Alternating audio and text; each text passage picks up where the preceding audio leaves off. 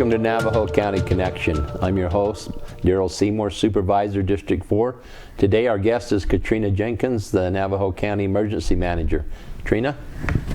Thank you, sir, for having me today. We get to cross the table and shake hands today. But we're distanced enough. Yeah, lions, not sheep, and all that other stuff. And I just washed my hands. Oh, I sanitized mine, so before I came on. We're good. That's good. You know, it's been a long night, long day. Elections are wrapping up here. Arizona is probably one of the most talked states right now about what's going on.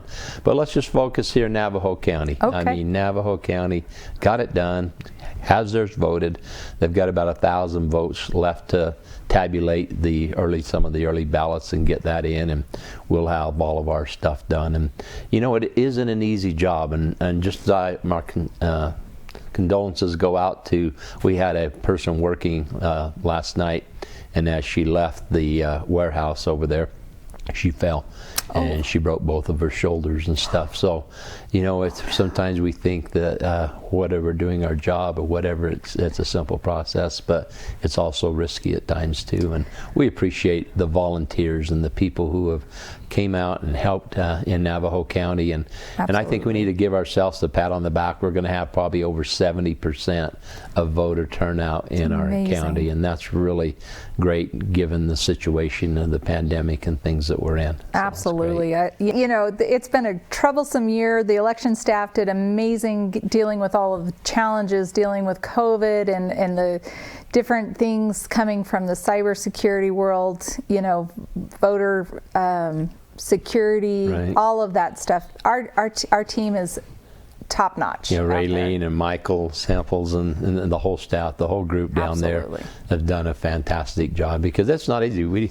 People need to realize to try to get up on the Navajo Nation and some of the places that they have to go to set everything up, to make sure that it's going to work, and you have to have backup generators, you have to have all of those things there just in case a glitch or something happens, so that we're able to continue and get everything done. So, but I think hands off to our citizens and to people again.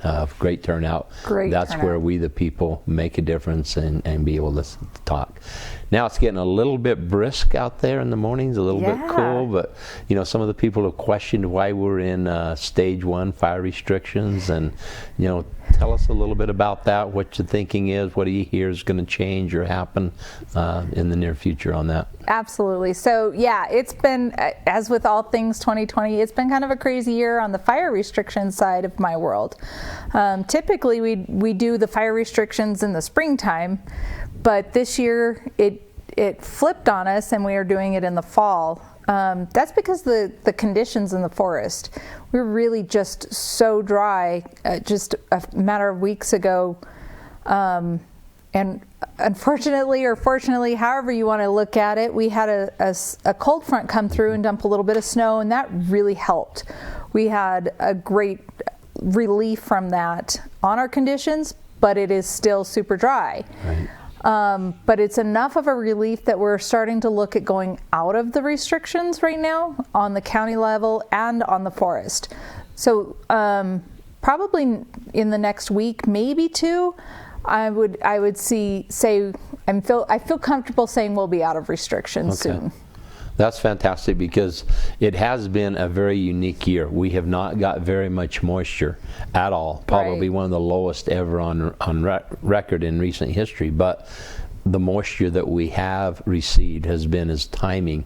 It couldn't have been, better of when we actually received it in June and July, I think, and then now here this little crazy storm that was great, but it was a wet, nice storm, and next day it was great and warm, and everything's back to normal for a while. So we're doing a little roller coaster on our weather, and we do have another storm coming up.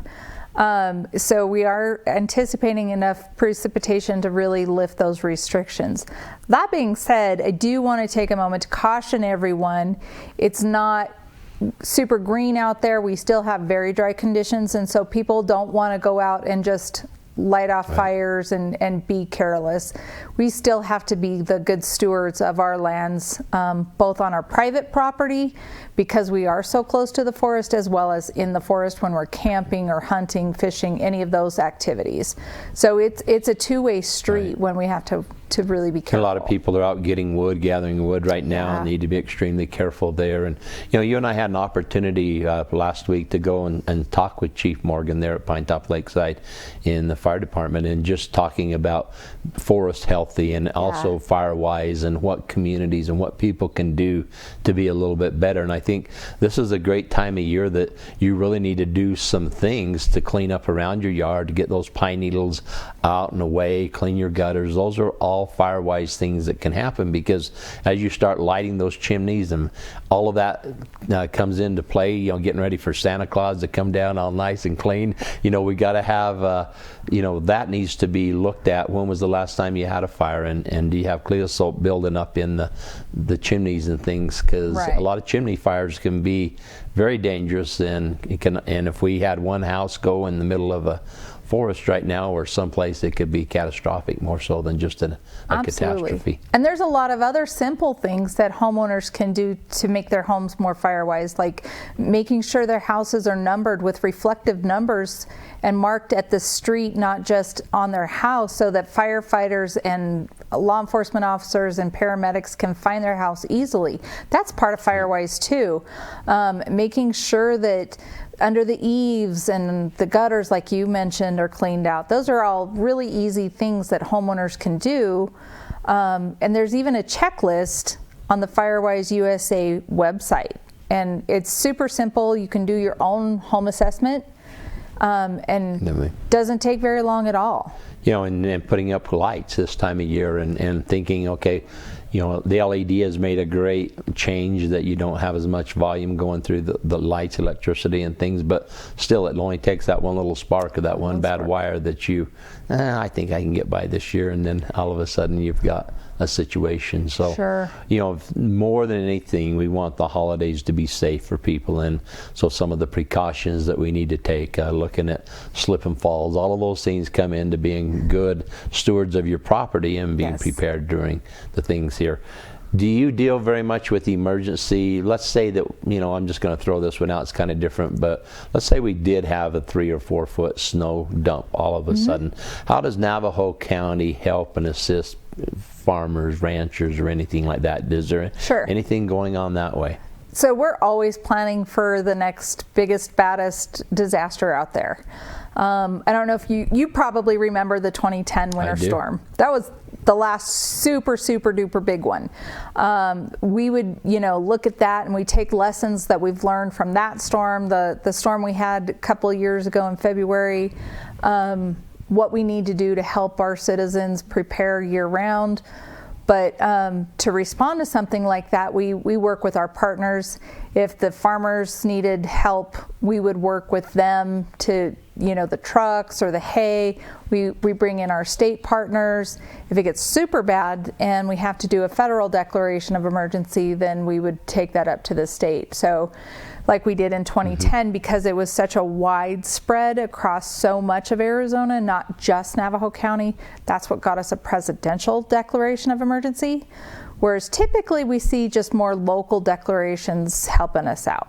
Okay, let's shift gears a little bit here and talk a little bit about COVID and some of the things that are changing. And you shared with me a little earlier before we started some of the distribution places that we have. Let's share a little bit about what you see changing, or how we're doing as a county there. So again, part of the planning process is we have plans. We like to train our partners and ourselves on those plans, and then we exercise. Exercises is not just doing jumping jacks and things like that. We are exercising what's in the plan. So by that, we have what we call a POD, which is point of distribution or point of dispensing, depending on what's going on. In this case, medicine is dispensing.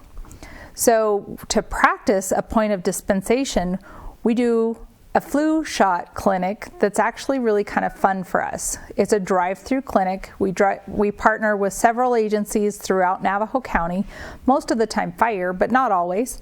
We just had one last Friday at Summit in the occupational health parking lot. Today we just had one this morning in Winslow, And it was a drive-through, and we drive from one end of the fire department through the bay and out the other end. And when they stop inside, they get a flu shot in the arm, and they're 5 minutes done. Super easy, super quick. We're really excited. We have one more this week. Joseph City is on this Saturday. And then we're really working closely with our partners in the city of Holbrook to get one more done. And by then we will have 100% participation this year in all of our municipalities. So we're awesome. Super excited.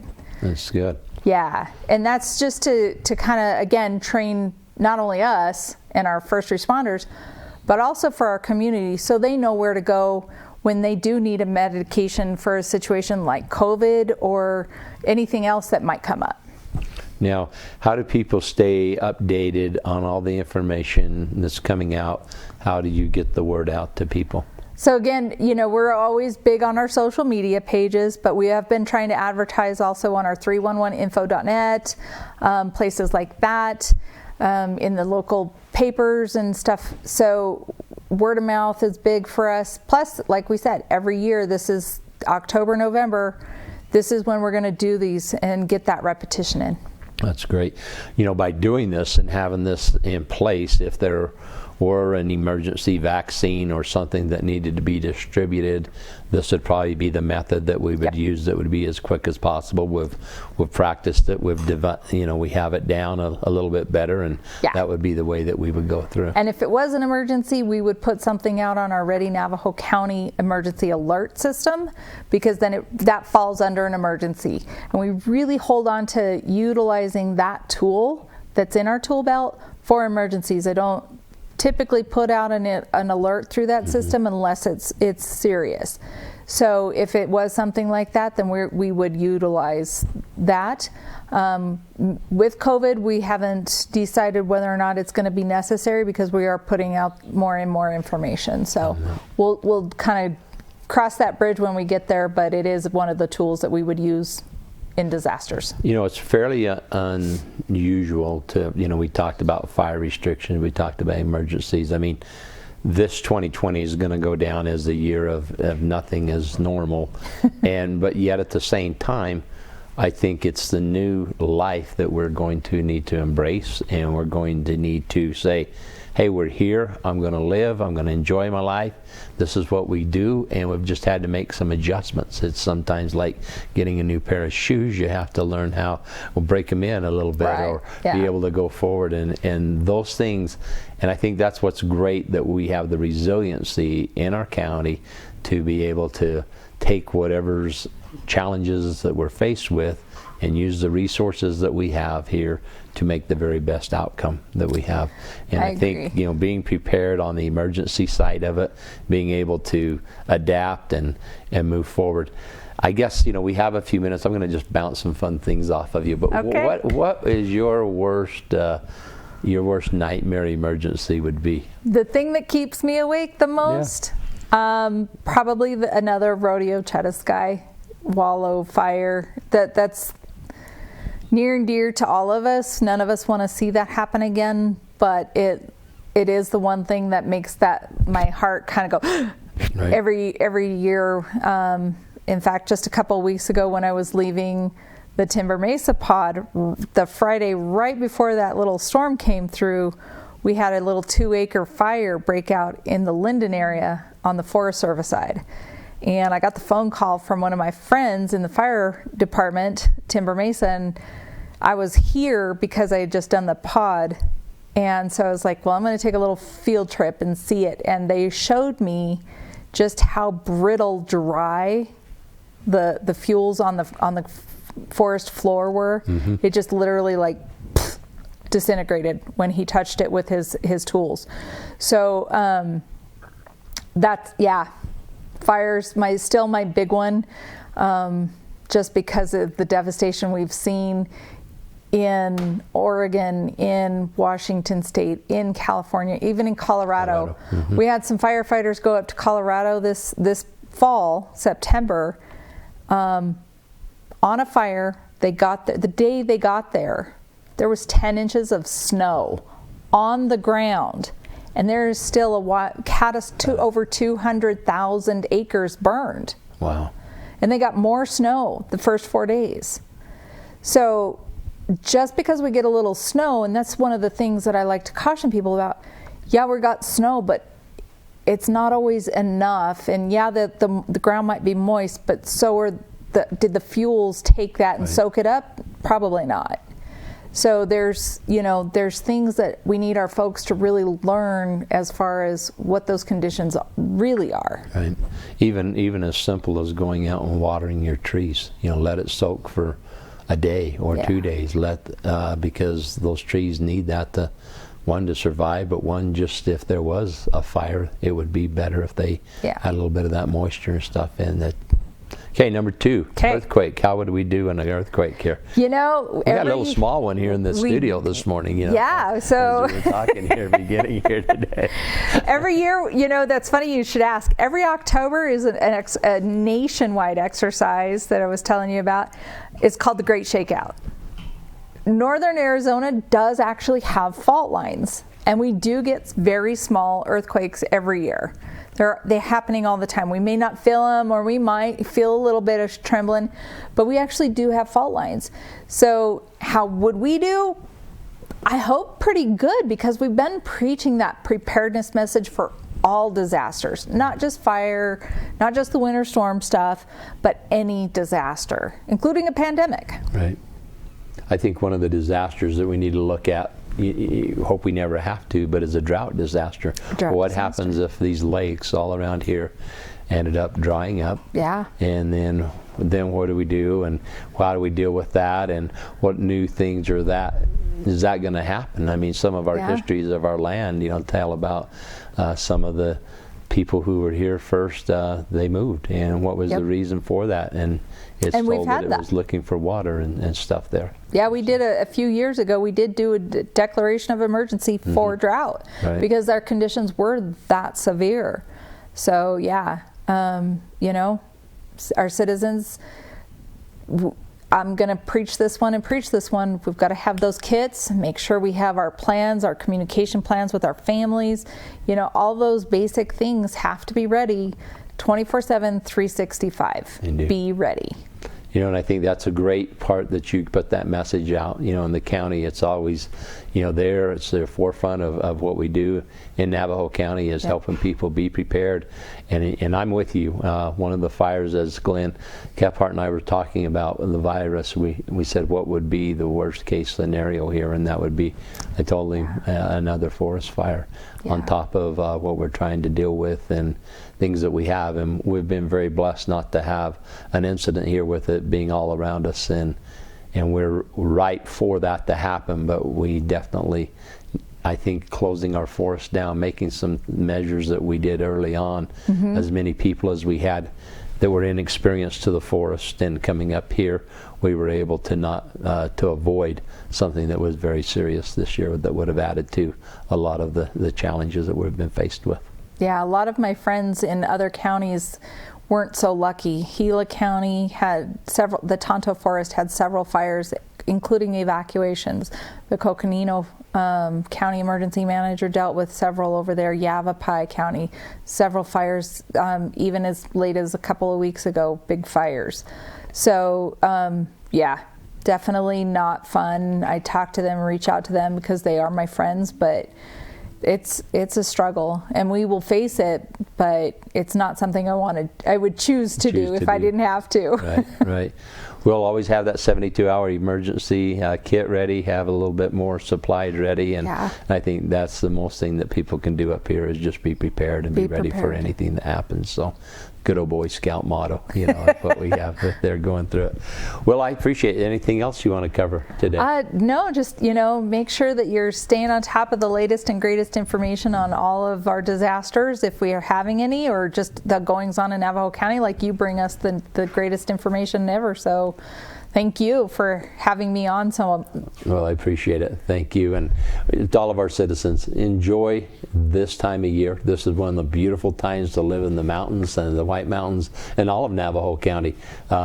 Sunsets are marvelous. Sunrises are fantastic. And, you know, regardless of what happens, if we turn from a red state to a blue state, we're still citizens of the United States. And I think that's one of the great privileges we have, is we the people are able to make a difference and make a change. And I just appreciate, again, our citizens. I appreciate you and your department here with the county and what you do and what you stand for, of always being ready in the event that we have.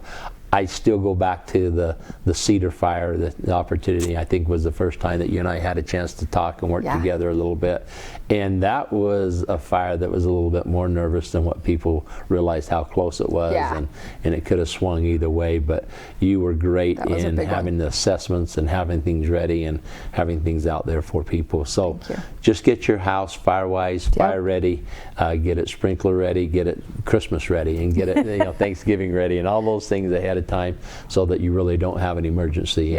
Check those cords. Don't use the ones that might not be good. That's right. Thank you for joining with us today on Navajo County Connection. We'll see you next month.